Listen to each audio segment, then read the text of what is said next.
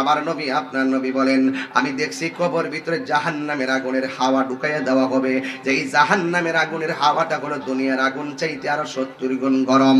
এমন ভাবে জাহান্নামের আগুন দাউ দাউ করে কবরে জ্বলবে। ও শালদা নদীর বাবা, ও গঙ্গানগরের গুরুস্থানে যারা আছে, ওরা কেমনে কান্দে জানোনি?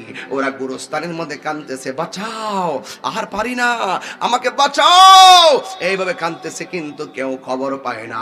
আরে ঘরের মধ্যে আগুন লাগলে ব্রাহ্মণ পাড়া থেকে ফায়ার সার্ভিস আইসা আগুন নিবাইব, কিন্তু তোমার বাবার কবরে যে জাহান্নামের আগুন দাউ দাউ করে জ্বলতেছে, আমরা উপর থেকে দেখার ক্ষমতা নাই, বাঁচাইবার কোনো ক্ষমতা নাই। এই জন্য আমার যুবক, নিজের কবরে নিজেই থাকতে হবে। এই দুনিয়ার কেউ কারো আপন হবে না, কথা বলেন ঠিক কিনা?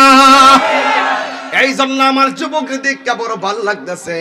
আজকে একটা যুবকের মুখের মধ্যে কোনো হাসি নাই, কোনো ফাত্রামি নাই, তাদের অন্তরের ভিতরে মরণের ভয় ঢুকে গেছে। আমার নবী আপনার নবী বলে,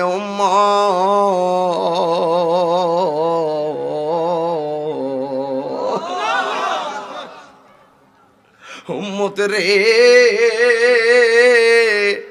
ও উম্মত, কবর ভিতরে এমন সাপ পাইব, সেই সাপের দৈর্ঘ্য হলো 450 কিলোমিটার লম্বা। এই সাপের গায়ের মধ্যে দুর্গন্ধ থাকবে।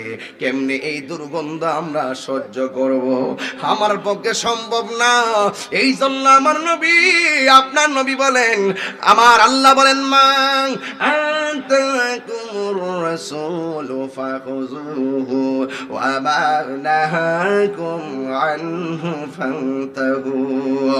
আমি আল্লাহর পক্ষ থেকে, আমার নবী বলেন, আমার আল্লাহ বলেন, আমার পক্ষ থেকে আমার বন্ধু যা কিছু তোমাদের জন্য কল্যাণ করে নিয়ে এসেছেন তা তোমরা গ্রহণ করবা, আর যা থেকে নিষেধ করেছেন তা থেকে তোমরা দূরে থাকবা।